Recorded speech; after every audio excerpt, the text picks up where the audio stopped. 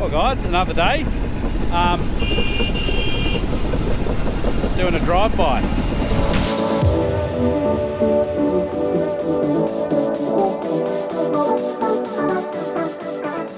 Morning everybody and welcome. Bit of a unknown this morning as to what's going on here. I'm currently at the development block. It's the 7th of February and we had about 4 mil of rain. I was going to be on the cultivator trying to bring up some rocks up on that hill up there where we've been doing a lot of rock picking, but yes, I think it's a bit too wet now. Might dry out, but the sun's not really shining much, so I don't know whether it will or not. But the other thing that was a potential job was to hop on Tiny 3 and deal with this. We're not actually going to fill this in, but on the other side where the inlet is, we were going to block that off, and so we can let this dam dry right out, and that way we can fill it in when it's dry. But yeah, it blew out because we had over a couple of days we had about 140 mils of rain in a couple of pretty sharp downpours, so this dam blew out. Thankfully we've had this contour done for a while, so it didn't make a massive mess, but yes, it is still fair bit of water's gone down, and this waterway is the one that we've been working on with lining it with rock. We still hadn't finished that, so the rock piles are still there. They haven't been lined out, but so there's a little bit of wash in the bottom of that, but it looks like the other waterways and contours have all held really well. So that's the whole idea of what we're doing here. Is with the D11s you're able to put in really big contour banks, because if a contour bank fails, the whole system fails. So once one contour bank lets go, it just runs straight through your paddock, goes into the next contour bank, overloads it, and it's a mess. So by putting in massive banks, it means you can handle 150, possibly potentially 200 mils in a very short amount of time, which is might get a couple of them a year on average, which it can make a lot of mess. So that's the whole idea. That's why we can't really use, there's a lot of other systems, which is really interesting to find out how other people in other parts of the world do it, but for us there's not really any way other than doing contour banks, which is basically just to slow the water down and direct it into main waterway areas to then go wherever it needs to go. You just can't handle the volume. So like we'll have these contour banks when they're full of water flowing, they're carrying, like they can be half a metre deep plus or by 5 metres wide, and that's just flowing out. So no amount of piping, no amount of whatever else is going to deal with that. So it's all about protecting the paddock from erosion. So otherwise you get a lot of this, and because this hasn't grassed up and we don't have stubble cover, this little area here, which has been worked on a little while ago, this is typical what happens when you get a fairly heavy downpour. You can just see all these little lines, and if you keep getting rain or even a bigger downpour, then they just get bigger and bigger and bigger and bigger, and you end up with a big mess. So but anyway, I'm just gonna, it is a bit of I've got high heels on now with the mud, so it is a bit messy. So I'm just not sure exactly what the best thing to do is. I have a feeling it might be a bit wet over there to try and fill up the inlet to this dam, so that might be a job for next week possibly. So I'm just still unsure exactly what the plan will be for today, but we'll see how we go. So there is a couple other jobs I will do, but this is actually a new contour bank that went in. This section here is not going to be farmed, but you can see there's no water holding there. It doesn't look like it's washed out that much, so that's all worked well. You will often get a little bit of silt in the bottom of a contour, so every few years you really need to clean out the silt. Otherwise obviously the bottom of the contour bank gets higher and higher, and then it will blow out. So there is a bit of maintenance involved in them, but yes, it saves a big enough contour and a well-designed contour system just saves a lot of headache. So one of the jobs I'm going to do is I've got tiny one, the UHF in that is not working as good as it should. I do have a little tester, so I'll try that. I don't think I've actually used it yet, and I haven't used one for probably 8 years or so, so I'll try and remember all that. Here's everything here. We got 555 on the Kelly chains, we've got tiny one, we've got the dump truck, we've got the excavator, we've got the rock picker and the Steiger. So this is where everything is.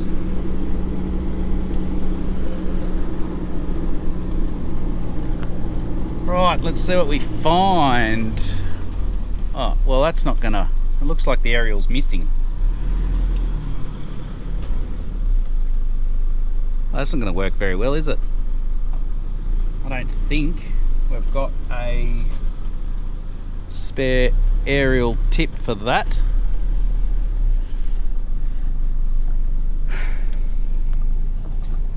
That might be an easy fix. It might just be the tip of the aerial. I'll wind the windows up here because I don't want mozzies. The mozzies are bad recently with all this rain, and I don't want a heap of them in the car.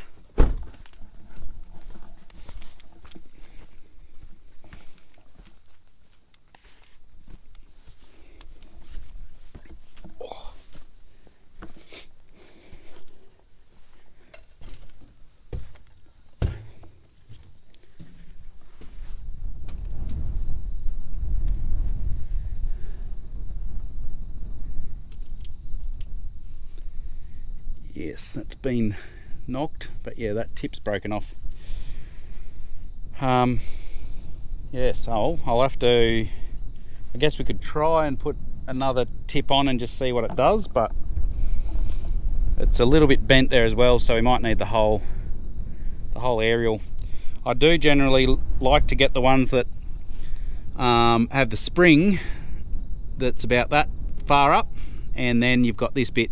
So if you do happen to hit something, it'll just fold back rather than, yeah, most of them do come with that, but for whatever reason, it is actually an option to buy them without, which kind of seems a bit silly, but I guess in some situations you don't need the spring. I don't know whether I can flog the aerial tip off something else here just to test it. I think I got Dad getting a couple of new aerials in town anyway.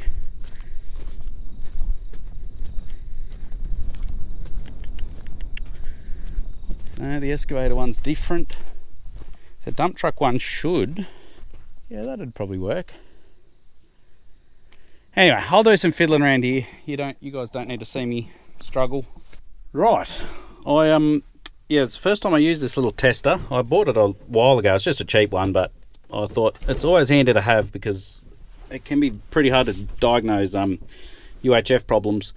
So I've got that all going, and it looks like it's pretty well perfect. The SWR, which is I don't even know what that stands for anymore, but probably something to do like signal wave ratio. Anyway, it's basically the interference and how effective the signal is, and ideally you want between 1 and about 1.5. so if I pull the trigger, it's sitting at 1. And just for the sake of showing you, if I just undo that a little bit, what we can see is just with that, just a bad connection there, she's gone up to 3.6, which is virtually unusable. So it doesn't take that much. What I will do, because I actually flogged the aerial off the dump truck, so that's why it is working now. I just wanted to make sure the rest of the aerial was okay, because it is a bit of a pain to run new aerials. Yeah, just where the cable is and everything. So what I'll do is I'll go out here and I'll pull that aerial off, or the top of it.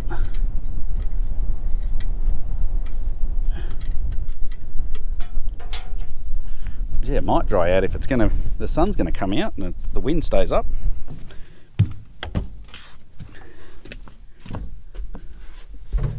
Right, So let's see what, yeah, so with that aerial off, virtually, where's the little graph here, 3.6 is basically way out of spec, and you'll damage it if you keep running it like that. Damage your radio. So yeah, anyway, I don't think it was very expensive, that little unit, but it can be handy to have. You just got to buy the right fittings for whatever you're testing. I had to buy the yeah, the UHF aerial fittings that we use in Australia, and little leads, and yeah, it works. Well, it's the first time I used it. I only have used analog ones before this, but seems to do the job. There we go, back to 1. Beautiful. Right, well, that's one job done. Yeah, I'll see what happens. Maybe it will dry out. We'll just sit tight. Well, it's been an hour or so, and it's looking like we've at least got some sort of drying happening. So it's not just a mucky, sticky mess. It's not sticking to our boots, so that's a start at least. We might be able to get something done. I'm going to be on the dozer, not this one. I'm going on that one. So we just quickly, yeah, got this from down the paddock. There is a little rocky, just small area there that we're going to try and just push up the rocks, and then we'll get the dump truck and excavator and try and get as much off that as we can. So yeah, just try and take off small chunks instead of doing, you know, 10 hectares of rocks. We might just start off with 1, if that. It's probably only half a hectare. And yeah, I'll just say it may still be too wet. It might block up the teeth. It might do a really bad job. So yeah, but we won't know until we try. So we'll do that. It's a bit noisy. Anyway, I might put you somewhere on time lapse while we figure out whether this is going to work or not.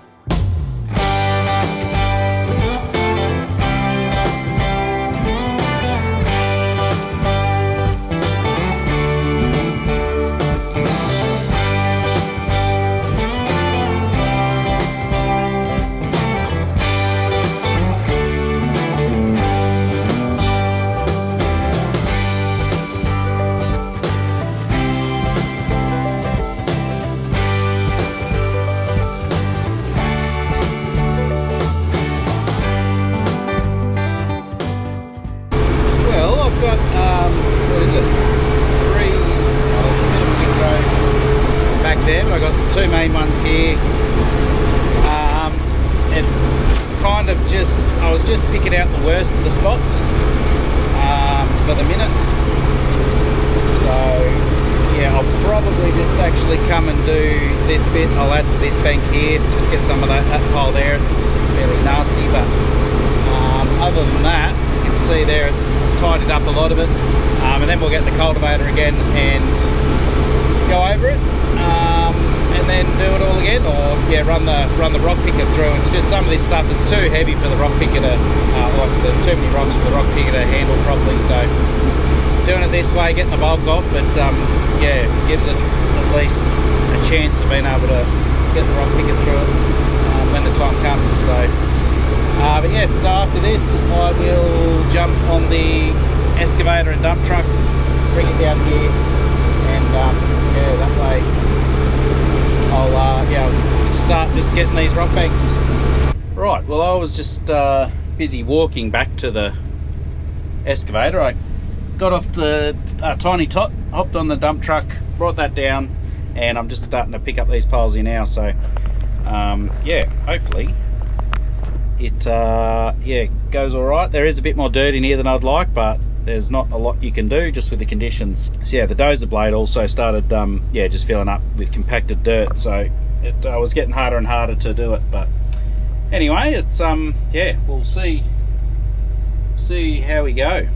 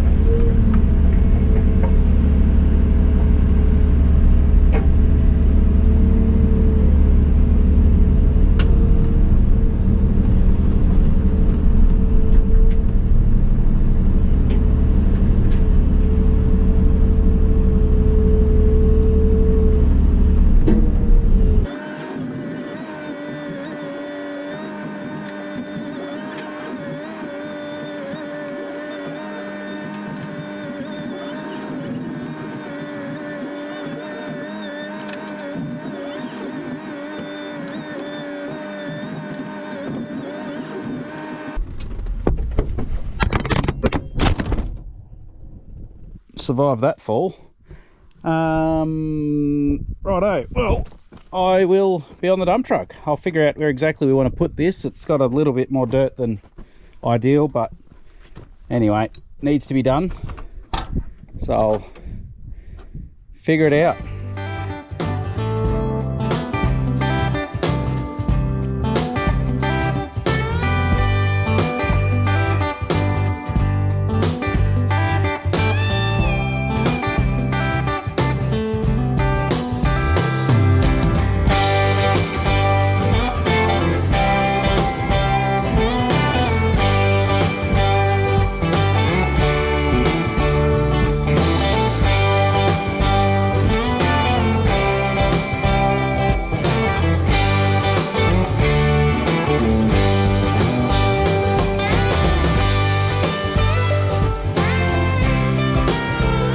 Well, I've done, I don't know how many loads I've done now actually. There's quite a few now. And I've only got that little bit left. But we, yeah, got to do the long trek again.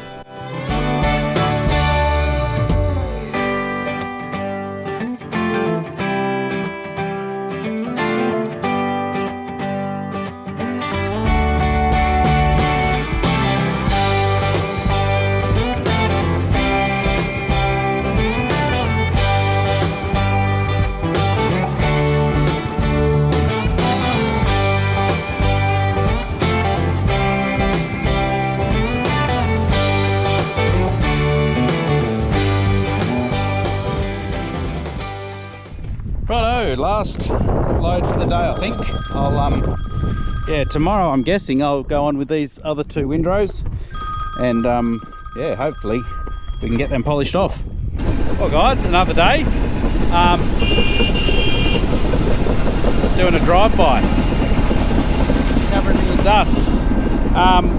So today is a new day, and it's been one of those days where there's been a fair bit happening that I just haven't picked up the camera. So basically I've been on the excavator here. I've roped in my father-in-law to be on the dump truck today, so he's been doing that. And Phil's on one dozer. He went away on holidays a couple of weeks ago, and the night before he did, he busted his ankle, so he's basically back on deck from office duties, and yeah, gingerly. So Brad's on Tiny 3. He's actually pushing in the rock that we've been dumping down in that big waterway. And yeah, so we've just been trying to clean up some of these rock piles that are just, yeah, been pushed up and in the road. And yeah, we've been doing a fairly good, yeah, making fairly good progress really. So we've pretty well been doing that all day. And I don't think there's really anything else to report. But what I'll probably do is I will probably find a moment to throw the drone up Might see if we can see Brad down there. He's been fiddling around with that dam that we need to block off, and yeah, that waterway obviously. Phil has, I don't know what Phil's doing, to be honest. He might be knocking off. Poor old tiny one might be getting a bit warm, so he might be yeah, pulling the pin on that. And other than that, everything's going pretty swimmingly. It's coming up nicely.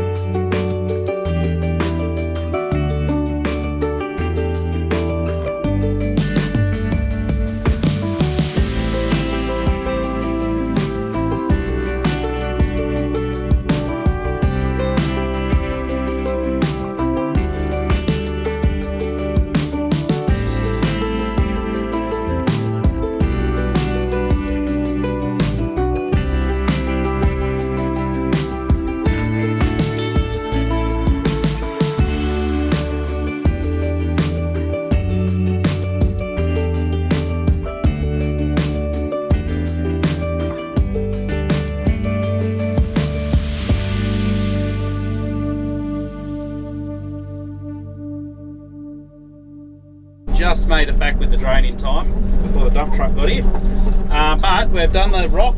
That's all done now. So what we are going to do is we are going to go down to this waterway that we actually saw Phil just starting to fill in a little bit, but he's since just hopped on the Steiger to do a little bit of cultivating in a couple of patches. So yeah, we're going to actually flog a bit of dirt from that waterway, and then we'll put about half a metre or so of dirt, of black dirt, on that rocky area, so we can at least just farm over it. It makes it a bit more efficient, save us turning around, and yeah, basically not necessarily going to expect a lot from it, but make it at least possible to farm over with the rocks there. So the rocks will be well and truly buried, so hopefully we never see them.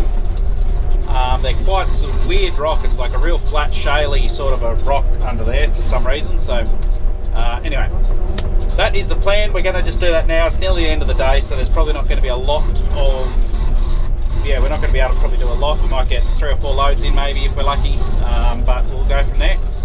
Anyway guys, it's a never-ending job here, so there's no point sort of hanging off until we finish a job before we finish a video, but we'll probably leave the video there. Thanks for watching guys, I really hope you enjoyed it, and we'll catch you in the next one.